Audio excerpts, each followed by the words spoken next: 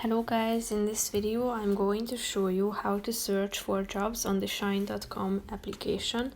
But first I just want to mention, don't forget to subscribe to my channel because at 10,000 subscribers I am going to show you my whole YouTube revenue statistics and growth strategy, how to make money online. Now let's jump into it. First of all, open the app on your phone.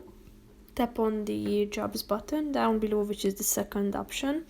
After that, you should type in the job title that you are looking for into the first category. Then click on location and select your location. After that, you should select the number of years as your experience, and then click on the search jobs button down below in order to search for jobs.